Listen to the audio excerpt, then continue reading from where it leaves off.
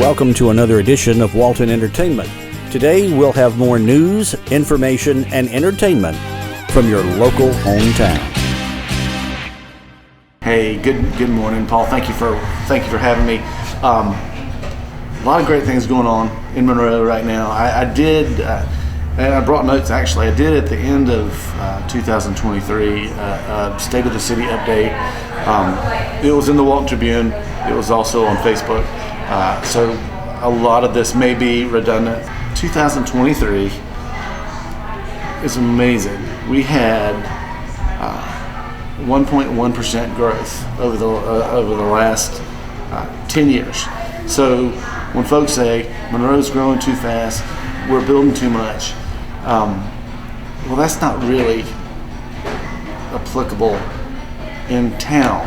Now, Walton County's growing at a clip that, unfortunately, it is sustainable. I mean, we have plenty of space, but we're not carrying sewer outside the county. Outside the city limits. So the good news is, if you look at economic development, your densities in the city, and then you want your county to remain more rural, and we really want that here. It limits our physical plant, and if you don't carry sewer, you don't have to maintain it. And it also limits sprawl. So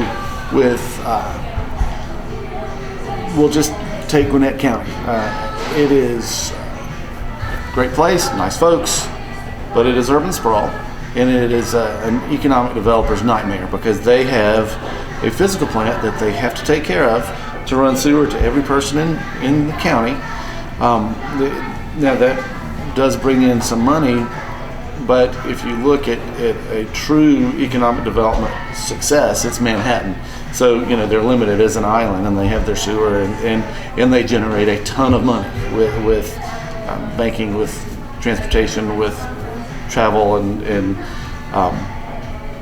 that's an economic developer's dream, right? So you look at Gwinnett County, and that is probably the worst. As a matter of fact, Joe Benikazi says it is the worst example of economic development because of what they have to maintain, and frankly, the city can't afford that to run sewer out through the county, and it doesn't really benefit anyone. So you'll see growth in the county, but it's all going to be on septic. That limits the growth. I think they're at a house per acre right now is where they are. I do wish that they would maybe curb some planning. They're a little bit developer driven. That I don't know is a long-term successful benefit for the county residents. City, on the other hand, we have a very, very strong planner, Brad Callender, who helps direct our builders and developers to a more successful, appealing, long-term sustainable Monroe. Part of that is QT is on the docket right now for Monroe, and they really want to go on Broad Street. Well, it's a lot of traffic. QT is certainly a great store. We think they're putting it in the wrong spot. Legally, it's zoned for that. So we'll kind of see over the next couple of weeks, really, how we can encourage them to move to another spot. But the forethought is always what's in the best interest of the people of the city of Monroe. So we try to make decisions based on the long-term best interests of the people here. So anyway, back to the 1% growth that we've experienced. It seems like a lot, but it seems like a lot because of the number of folks who've come to downtown. It seems like a lot because of the numbers of folks who've gone to the Monroe Pavilion and the Public Shopping Center. In 2022, we had 1.2 million visitors downtown. Spent an average of 87 minutes. Publix, in its first year, that was February to January, they had 1.2 million visitors. And I don't remember the time on it, and that don't remember the time on. I would imagine it's a little bit longer because grocery shopping takes a little bit longer. 2023, we had 2.1 million visitors. So a little over 43% increase. And I mean, just an amazing difference. And it's not 42%. It's actually 90% increase. So we are hitting on all cylinders. They're staying here longer. Of course, you hear parking's an issue, or we say walking's an issue, right? But our businesses are thriving because of it. And for the first time since I've been mayor, we actually have 2 or 3 spaces that are open in town. So we do have some space available for retail downtown. As a matter of fact, Michelle from the Armory Bookstore, they just announced 2 days ago that they'll be moving, I believe, on March 30th. So, and they're staying downtown. So they're just moving a couple of stores down for more space. But these businesses have become very successful, and it's a marketing, really it's a marketer's dream, right? So the way towns operated when I was growing up here, if somebody could cook, they opened a restaurant and people showed up.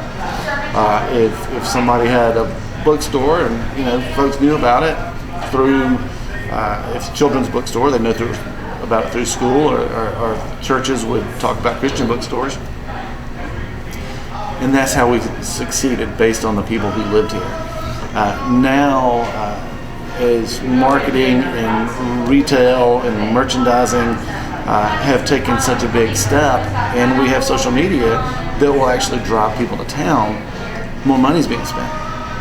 So take a look here. We're at the Blue Rooster right now, one of my favorite spots, which is probably the reason that I am battling this weight problem.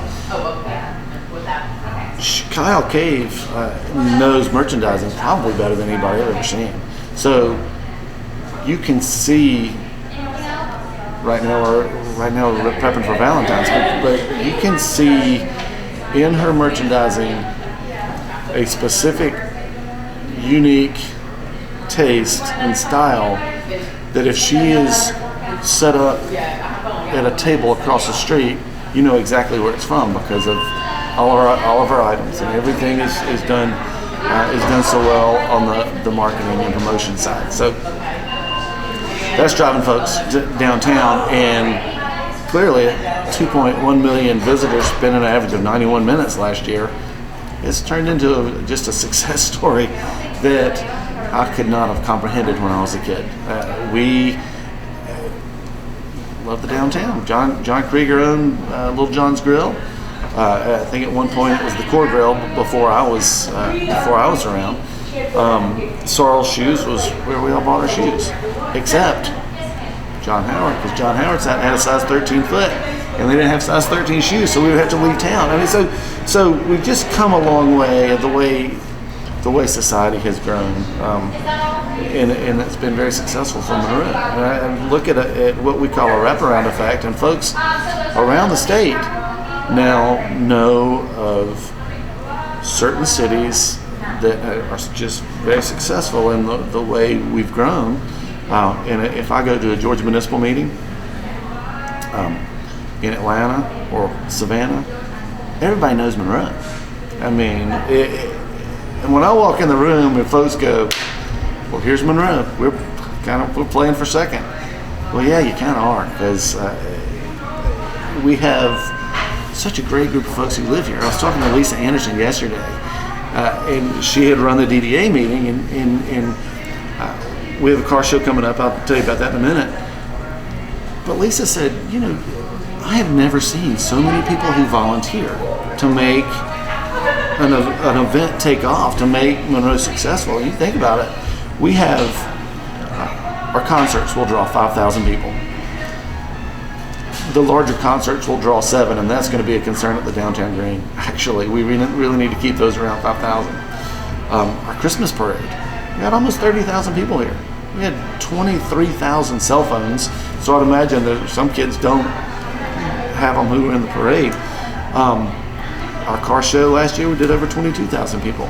So, folks, success begets success, right? So, you have people who want to be involved with it. And this car show that's coming up, we have had sponsors and applicants coming in hand over fist, and people who want to volunteer. So it's gone from our little bitty small town to true Norman Rockwell style Americana. It's safe. Our crime rate's down again for the 6th consecutive year. RV and his team at the PD have done an outstanding job. And people just want to be involved. So Lisa was saying, we've got all these great volunteers. I mean, people I had never heard of. And she talked about the balloon festival. And she said, I didn't know who this person was. Farmers market, same thing. So you have these folks who are volunteering their time because Monroe's grown so successfully, and they're growing it to make it better. And they're not only making it better for themselves, they're making it better for everybody. So when they do that, I'm going to say everybody's happy, but that's never the case. But people are so excited to be a part of something successful that they are just pleased to take part. And I'll give you an example. I don't really like loud music, but I am on the outskirts of every one of our concerts because it's where the fun times are happening. So anyway, it is really an exciting time to be downtown. I told you about the numbers of last year. Over 2 million visitors here at Publix. That generates a lot of tax dollars, which we absolutely need. But it will also show you some mistakes that I feel were made. We had our voters in all 3 precincts the last time we tried to pass a T-Splost voted in favor. Of the remaining 8 precincts in the county, I believe there are a total of 11, not a single one passed the T-Splost. Now, we were one of, I think, 2 counties in the state that didn't pass it the last time we ran it. And what that does, 2 things that are detrimental to us. One, we don't have the funds to do some of the road projects that we had hoped. And 2, matching dollars with the state DOT. If you have a SPLOST, the matching dollars are 20% from us and 80% from the state. If you don't have a T-SPLOST passed, it's 50% on the city and 50% on the state. So our taxpayers are going to pay for it. And if you look at, let's say you need $1,000 in taxes, right? At 1 penny, you have to spend $100,000 to get that $1,000 in a penny, or you get taxed $1,000. And I would really rather know that the average person probably spends somewhere in the $2,500 range when they're downtown over the course of a year, and the majority of those folks are coming from out of town. So that penny was vital to us, and of course it didn't pass, so we don't have it. But we will have SPLOST on the ballot for this next one, and just the standard special purpose local option sales tax. The cities and the counties have already come together on their intergovernmental agreements to how that money is going to be split. So that's just, it helps offset property tax dollars, which is really what we want to do, and especially with valuations going like they've gone. Where are we struggling or concerns? One is our wastewater treatment plant. Last year we just brought it into compliance with the Environmental Protection Division, which every city has to do from time to time. It wasn't that anything had gone sideways. It's just, new standards. And that was in the millions to fix that. But now we're looking at capacity issues on our sewer and wastewater treatment plant. So those capacity issues are going to have to be addressed with an expansion. And I think the most recent expansion pricing has it somewhere in the neighborhood north of $40 million. So we're working with the state, hopefully get some funds for that.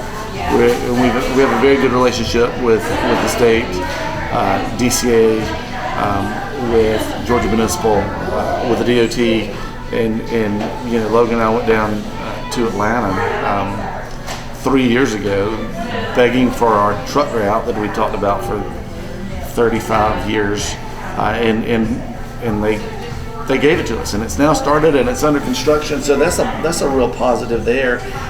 When that's done, that'll take 2,000 trucks a day out of our downtown. Should be much quieter. We'll be able to close the streets on weekends. We'll close from Highland Avenue to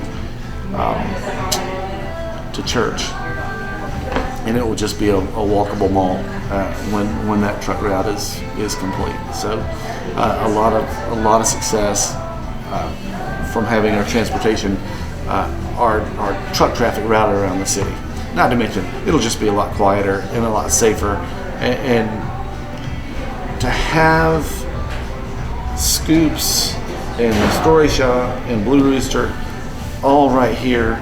And I know how little boys are. They want to pull away and come get that ice cream. So I do daily worry that some child is gonna run out in the street. This is the one thing that scares me a little bit. Yesterday we had State of the Schools at the Chamber. All of our schools are very strong in Walton County, and you've heard me say this before, that part of what makes Monroe extremely successful right now, our school system, which was not known as being very good up until about 10 years ago, and we may be longer than that, whenever Gary Hobbs took over. And Gary flat out turned it around, handed it off to Nathan Franklin, who has just put it on steroids. Our Monroe area has they're winning championships on the athletic field and court, and that leads to higher student satisfaction, which leads to higher teacher satisfaction, which leads to higher performance. And the top AP program in the county is right here at Monroe area. Michael Youngblood at Carver has done a remarkable job with kids and staff there. So now, instead of having to leave and go either outside the county or go to private school or go to colloquial school, we can offer just about everything at Carver, Walker Park. Alicia Burford is the principal out there, one of the best people I know. So our great leaders in our education system. And then, of course, also at the same time of becoming mayor, Piedmont had just purchased Clearview. Clearview was a failing hospital, and Piedmont has us in the top 10 in the state of its size, of hospitals its size. So now you come to Monroe for quality education and quality health care, and then we brought in Publix in that development. So now you have quality shopping, and it's Old Navy, and it is Ulta Beauty, where I'm sure my daughter spends far too much time and money. But we can be, we're not going to be everything to everybody, but we are successfully attracting the right types of folks who come here. With our fiber project, we have just shy, I think, of 3,000 homes hooked up right now. And that, the way fiber works, and I didn't know this, and you may have some viewers who don't know this either. Fiber is not so much the speed, the same speed that we would have gotten with cable, you get with fiber. I mean, it's quality. But the two things about it, the connection is way more consistent, number one, and number two, if you're in a house with, let's just say, college football Saturday, because that's what I do, and I have the Gators on the TV, yes, go Gators, and I have the Georgia game in my hand, and I have my brother-in-law in Tennessee, and have the laptop that he's watching the Tennessee game. We're all sitting in the same house. We're all drawing off that fiber, and it doesn't do anything to our physical plant. I mean, it's done. The fiber's in now. We have to add memory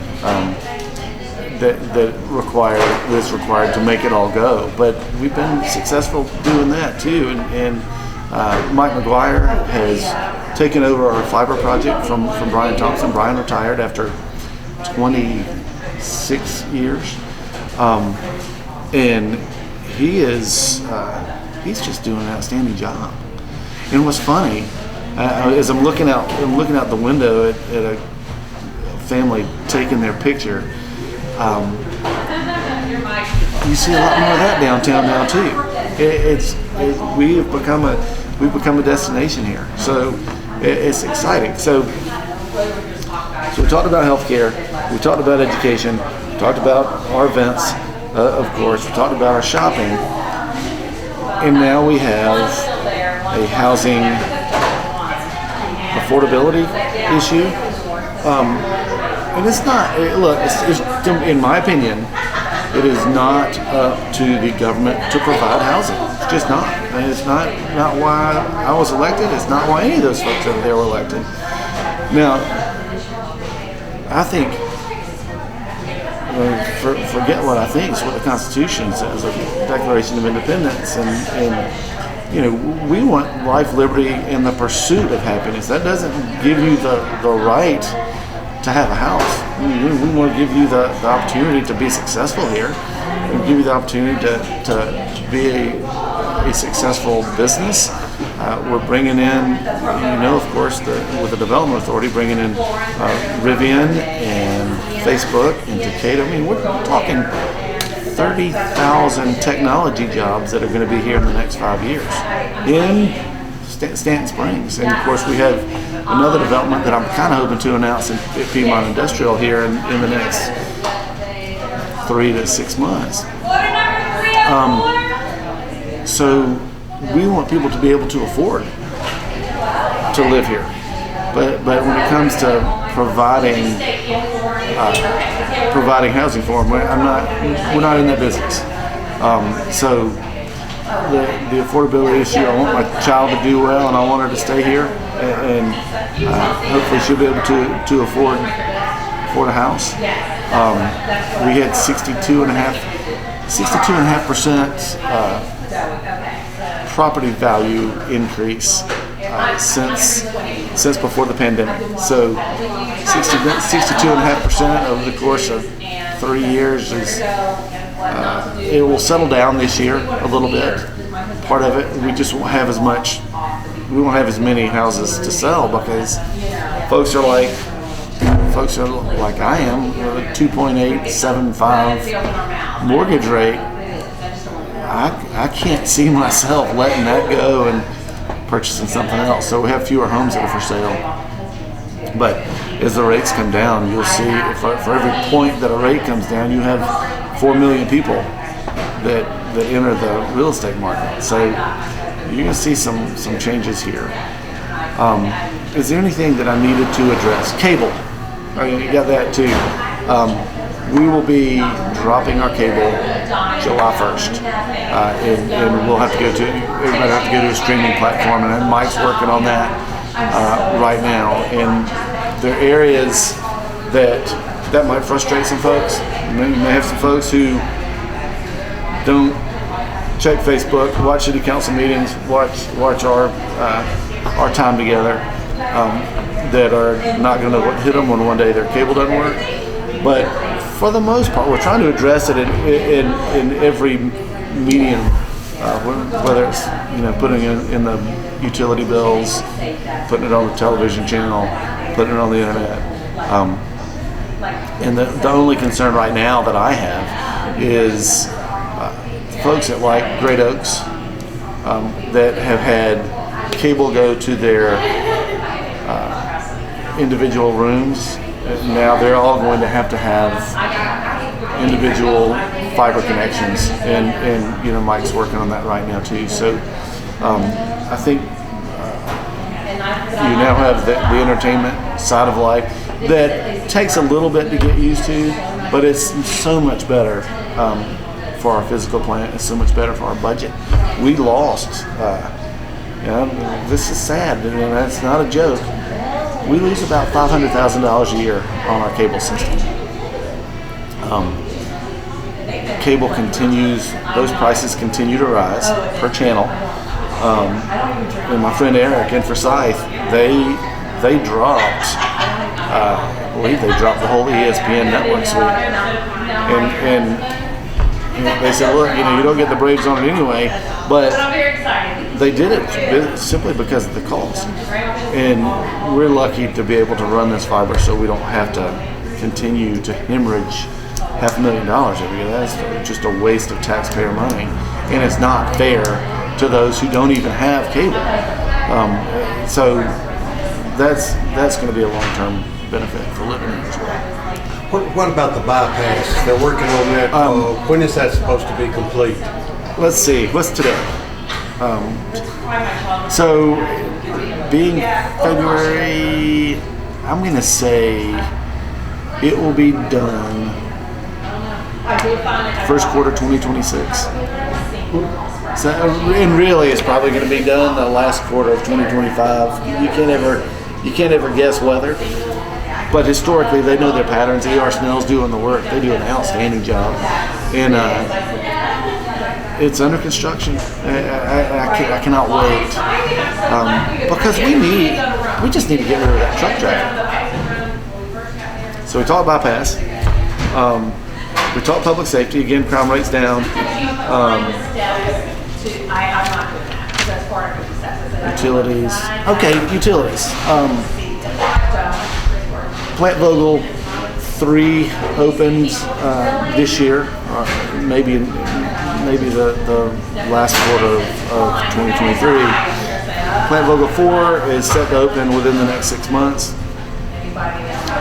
They're testing rods and fuel loads right now successfully. They've been doing that. So that produces 1,500 for MEAG. That produces 1,500 megawatts a day. That power is spoken for. So when a company comes in and wants 2,000 megawatts of power, which is clearly AI driven, it's an Amazon Web Services, I think, just signed in Covington. They have scaled back their 2,000 megawatt want to 1,000 megawatts. So I don't know who's going to be able to provide it. I don't know if Georgia Power might have some magic pill, but I don't really know that MEAG can. And that's a long-term concern for our state. Kim Green, who's the CEO of Georgia Power, said that she wishes that Vogel 5 was already under construction. Now, we've not filed any paperwork for a Vogel 5th. We're talking about retrofitting former coal or mixed fuel plant to just natural gas. The Biden administration is talking about getting rid of all fossil fuels in the next 30 years, and I don't really trust the sincerity of that. I don't trust the knowledge that and the fear that they've been providing the general public, because they think that when they say fossil fuels, they mean coal, right? They mean oil. They have to understand that 80% of the state of Florida is powered by natural gas. Natural gas is a fossil fuel, plentiful and clean, so they may have to brush up on their semantics. And if you look at power generation worldwide, coal's still at the top. China just built 5 new coal plants last year. They also built nuclear. I mean, so we're going to have to be. They want a good product mix. I know Solar says Georgia Solar wants more of a foothold here, but solar is not a base power, and it's only 55% efficient at best. So we're going to have something that is clean, that is reliable, and nuclear is it. Georgia is the #1 state in the union for power production. But again, like I just said, it's spent. We know where every bit of that power is going. So if the Amazon Web Services does open in Covington, they're going to have to buy off-market power. It's going to have to come from somewhere, but it's not going to be from us. Looking at Public Works, yeah, the fun stuff. We got a new trash truck. We got a new leaf truck, and it's interesting. We try to put out a schedule at leaf season every year. We're going to pick up these days and these times, and we'll come around and see you every other Tuesday, for instance. That leaf truck runs 14 hours a day, 7 days a week through leaf season, and just can't get it all. This is no way to stay on schedule during leaf season. So we really want to say next year, okay, we're going to start here, put all your leaves to the street if you can, and we'll get them as soon as we can. So I don't know how we're going to handle that. That is something that we need to address as we move forward. Moving to our events. Our event schedules will be very similar. This year we have a new events coordinator. Her name is Sandy Calvert Daniels. She was supposed to start Monday this week, but she has a lot in common with you. She has COVID, so I hope she'll be able to start next week or the week after, because we have car show rapidly approaching. Year in, year out, car show is voted the #1 event in the county. Except last year it was actually replaced by the #1 event in the county being the Christmas parade. So they're both huge population draws. So Sandy will have her work cut out for us, but she's coming to us from Conyers. She was in Social Circle 20 years ago and kind of got her feet wet there, but she is just an outstanding person. I's will be dotted, T's will be crossed. Events will be very successful. She knows how to organize volunteers. She knows how to coordinate events. So we're excited that she's coming. And we're in the process of interviewing for a new economic development director who's going to help set the course not only for downtown but for our city as well. Because it's important for us to be a viable, sustainable town. And we're hitting on the right cylinders now, but we can always do things better. So we're excited about that. I do, and every time we talk, I talk about our parks. Parks are a great equalizer, right? So if you look at just about every aspect of your life, there's segregation. What's the #1 most segregated hour of the week? Sunday morning, 11 o'clock.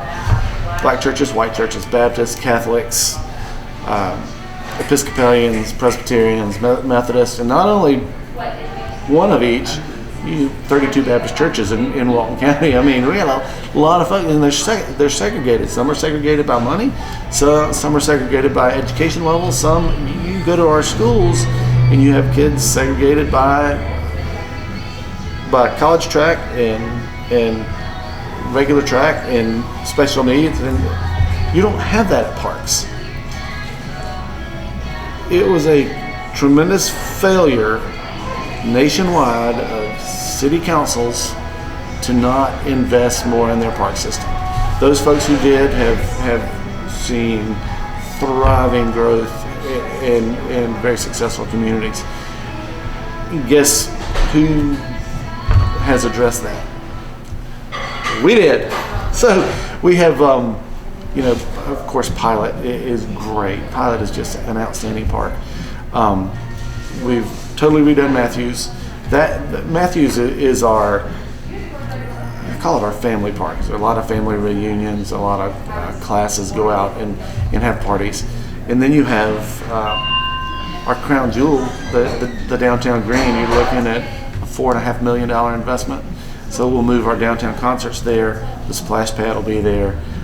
That grand opening, I want to say March 30th.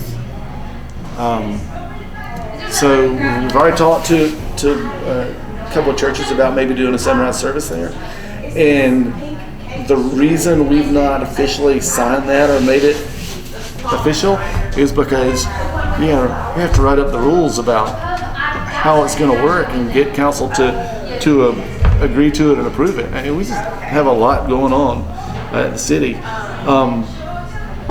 Our arts system, Monroe Walton Center for the Arts, they're having some space issues, space needs. So they're looking at places to do more classes, and we are updating and doing some general renovations at the old city hall. So hopefully they'll have more class space to expand over there. The arts are a cornerstone of successful society. So I look at our onstage. Mark Hammonds has done a fantastic job. They sell out just about every single show. The Arts Center, they sell out all their shows, their contests. They have writing classes. They have pottery. And I'm not sure if you've picked up a mug anytime recently that has our downtown logo on it. I have one that I drink out of, and I'm not joking. Every single day, it's my Monroe bicentennial mug. So we are now at 202 years old, and we're really on a good course with our arts. I have a dream that we can expand our on-stage program and presence. I would love to have, don't tell anybody, I would love to get that Wells Fargo building, knock out the back of that, use that as our performing arts center, and then we would do something else with our current building, whether it would be sell it or use it as a community center. And what's really cool about that building or that area is Pilot Park's right there. Right across the street, you have the old Monroe area high school that is home to Monroe Country Day School, which is just doing a wonderful job, Miss Dickinson. Then we have the Armory right now, and we're attempting to work with the state and National Guard to move the Armory to Coker Field. It's a better fit. It already has Felker Park right next door. It would be an honor to have Dennis Coker as the namesake for that Armory. He's a military hero, and I think we honor him best by making that a functional area. Right now, it's just a dilapidated park that lost investment and was never maintained. And we only have so much money to redo all of our parks. And I think that one it opens up Pilot, it opens up that building for community center, and then it moves them to a better location, better for the city, better for the National Guard, and a way to honor to honor Dennis Coker. What's coming? Will Henry's opened Sunday at the old Napa building at Midland and Highland. Le Gabrielle's is Crepes and Waffles. They open, I think they open on my anniversary, actually, February 21st. I'll get confirmation of that later today. He came and spoke at council, and generally what happens is the restaurant comes in for a serving license, a liquor license, beer and wine, whatever they do, and it's kind of a slam dunk, right? And you're gonna have a restaurant, you want to offer wine, great, but they still have to have a license, and they still have to have it approved by the city. So I say, would you like to talk? And they say no, and I say great, and usually everything passes 8-0, and there's no comment, and they go. Well, he came to speak, and he brought us to tears. He was so appreciative of Monroe. He started at the mill.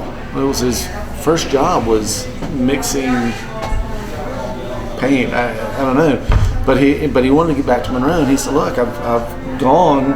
I learned how to operate a business. I opened this business in Winder, and the folks from Monroe have flocked there." And he said, "And it is so successful."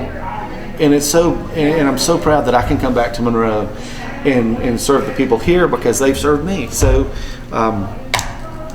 when he was talking, I glanced over at Caitlin, who's Logan's assistant, and she's wonderful. Jeff Foster's daughter, just a super person.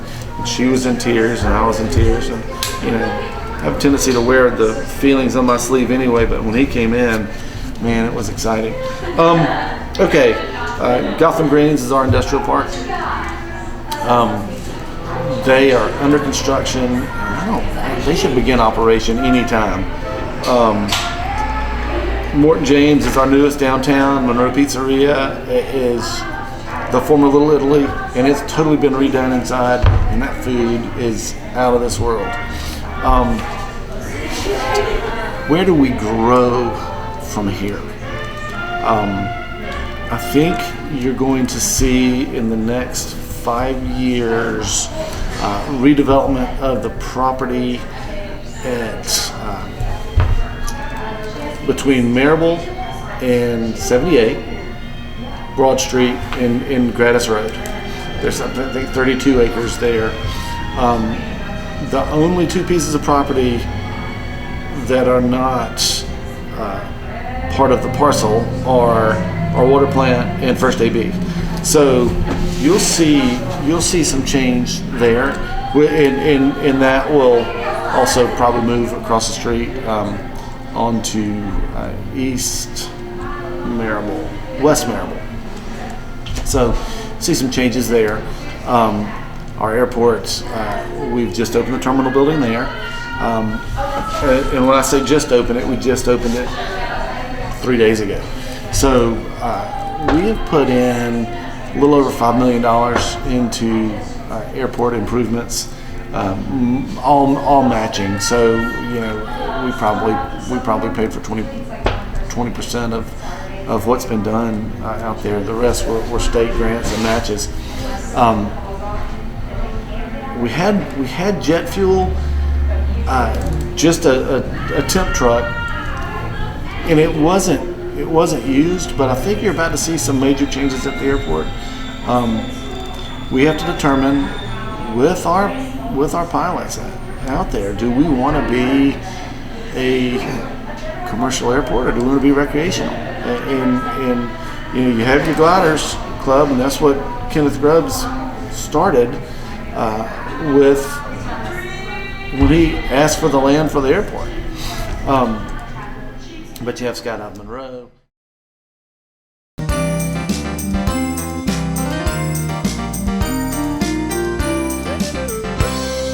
Hello, I'm Kenny Sargent with Keep Walton Beautiful in the Walton County Recycling Center. I want to thank everyone for tuning in. We're staying super busy here at the recycling center. We're staying packed out with cars every day. We're busier than we've ever been. We have gotten a few complaints about how long some of the waits are on Saturday, and right now the best advice I have is if there's any way you can get here Monday through Friday, that would be the time to come. We're getting to where we're up near 200 cars coming across our scale every Saturday. There's no possible way for us to move those cars through any faster than we already are. So again, be patient with us on Saturdays, and if you can, come in on Monday through Friday. You'll find that will save you quite a bit of time as opposed to Saturday. Of course, I know a lot of people can't get out here. Saturdays are the only day they can make it. But for those of you that can come a different day, I think you'll find it would be well worth your while to do that. Another thing is a few times recently, we've had to turn some cars away that are coming in with mattresses. We need the mattresses to be in fair condition. They are refurbished and sent overseas. They can't go in the landfill anymore. So the company we found that will take mattresses need those to be in fair condition.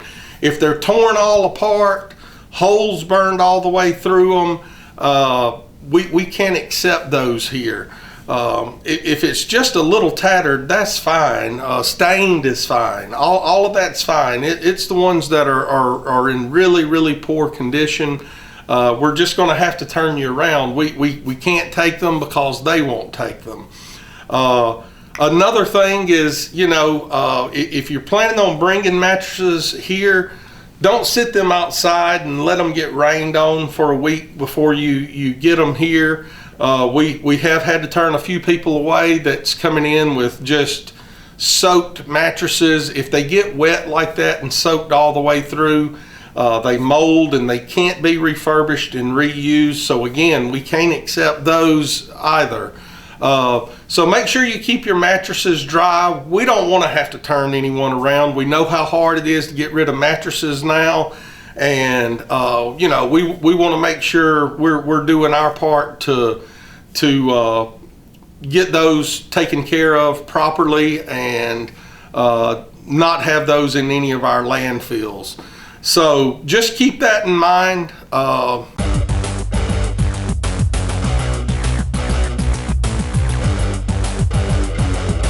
Hi, this is Jody Johnson. I'm here with another recreation report.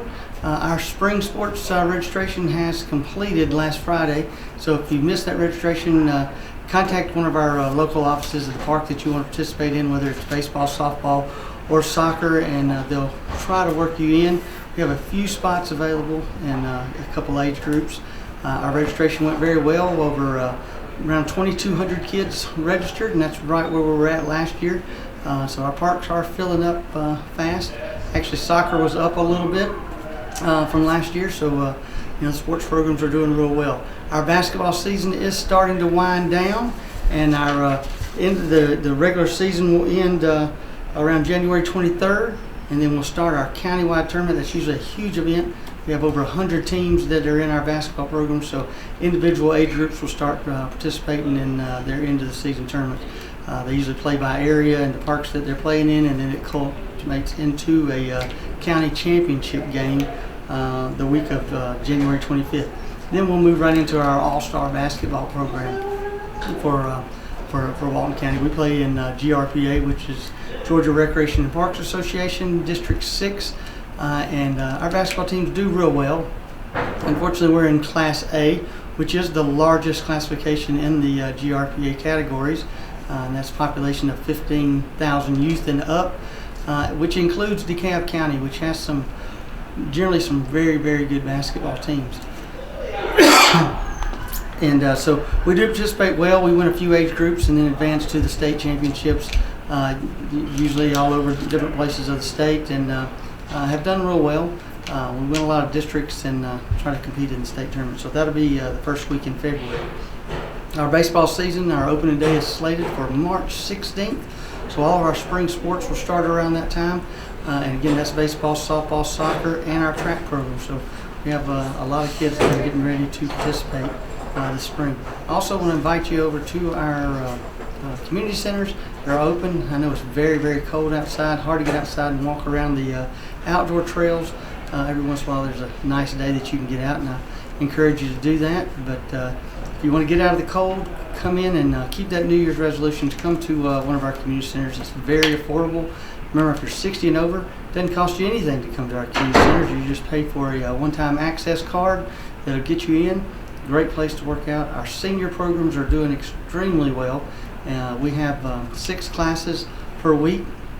We do 2 in Monroe, 2 in Loganville, and 2 in Social Circle. So you can go on our website and see what days and times those are. And there's usually anywhere from 50 to 100 people that come and get in shape. My instructors there tell me that once a person comes in, they make it through the few first times going in and doing the class to the music they do, the chair aerobics, stand-up aerobics. After the 2-week period, you can't get them from coming. It's something that they think changes their life. And I've talked to numerous seniors that do attest to that it really provides them a new aspect of life, gets them moving again, and something that they really value in Walton County. And we have 2 good instructors that do that all over the county. So I would encourage you, if you're home and you're thinking, hey, I just can't get out and move around, come to our community centers and think about joining a class, joining the fitness center, walk around the track, watch a basketball game. It's a great way to get out and get active in Walton County. All 3 locations, one at Social Circle, one at Felker Park in Monroe, and then one in Loganville on Highway 81, which is Meridian Park.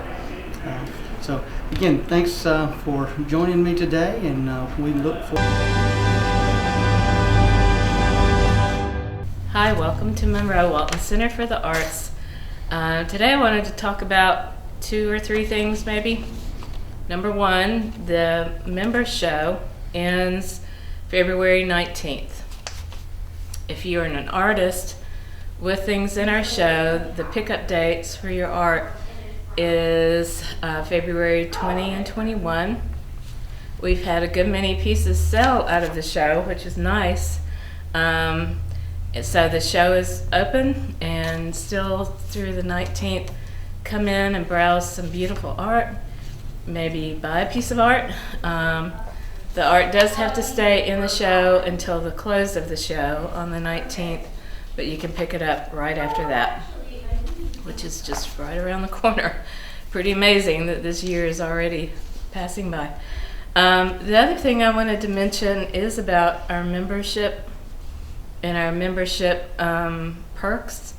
You can become a member here at the Art Center by coming by, filling out a membership form. You can also do it online at monroewaltonarts.org. It's easy and it's really affordable. The senior membership and student membership starts at $25, and individual membership is $35. You can cover your entire family for $50. And then we have a patron membership for $100 that kind of gives you a couple of extra perks. But the basic membership gives you 10% off in our shop year-round, even the Christmas shop. Gives you access to enter our member show, which is just about to close, but we have one every January. And it's only for members, and if you're a member, you're pretty much in the show. So it's not a juried show, it's a showcase for all the talents of our members. So I don't think, this year we do actually have some furniture. We have everything from jewelry to furniture, which is kind of unexpected in an art show, but also of course paintings and sculptures and pottery. So we do encourage you to become a member and support us in that way. Membership lasts for a year. You also get a discount on a lot of our classes. If you go to our website or come in here, you can see that some of our classes have a member price and a non-member price. And so it's going to save you at least $10, sometimes $15 or $20 on classes. So we really encourage you to come in and find out about membership. Also, as a member, one of the perks is our guild events, which just means anybody who is a member, you're automatically a part of the art guild. And we have free art guild events and workshops. And we actually have 3 coming up this spring. We have a new event that we're going to do, I think monthly. It's called Members Morning Mingle. I hope I said that right. And it's just a time of coffee and fellowship. There might be a brief program, but it's mostly a time of fellowship. We're trying to develop a mentorship program as well, of pairing up more experienced artists with newbies, or maybe somebody who wants to learn a different kind of art. So the Mingle is an opportunity to meet up with the other artists here in a very informal coffee and pastries kind of environment, and just get to know each other and maybe develop those relationships. So we have the Mingle coming up. We also have an artist demo, a stained glass demo on February 18th, this Sunday, on February 18th. And Babs Call is one of our glass artists, and she will be demoing how she does her stained glass. So she also does fused glass, but I think she's mostly gonna demo stained glass. So that's a free event, but you have to be a member. And then the third is a plein air event. And again, if you're a member, it's free. And we'll have Andrea Kendall there. We'll be outside painting. And Andrea will walk you through and help you with your painting. Mostly you'll be painting on your own, but Andrea is an experienced plein air painter and teacher, so she will be helping you with if you're new to plein air painting. So those are 3 really nice events coming up, and they're entirely free if you're a member. So please do consider becoming a member and participating in our shows. That also opens the door for you being in our shop. It is a curated shop, so it doesn't mean you're automatically in, but you can apply to be in the shop, but you have to be a member. You can also apply to be a teacher, and we have steps to go through to make sure that we're offering a quality experience for our students if you want to teach. So those are the basic perks of being a member. Please do consider that. It helps us more than you know. I think we're well over 300 members at this time, and we're really pleased with that number. So just come see us. And we do have a lot of new workshops coming up. We're tending to have at least about 1 creative writing workshop every month, and that's hopefully something we can continue through the new year. We've got So You Want to Write a Cozy Mystery coming up in February, toward the end of February, with one of our authors. So lots going on, not just with visual arts, but anything creative. We hope that we will be your first stop, whether you're looking for a fabulous gift or a fun class or to express yourself creatively through writing.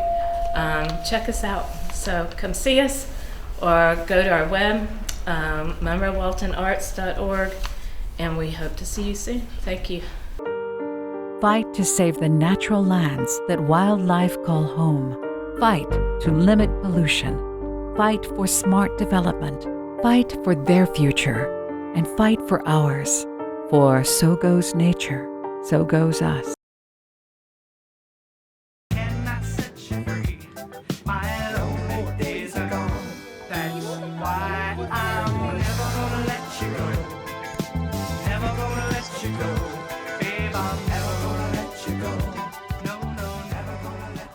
Here you go.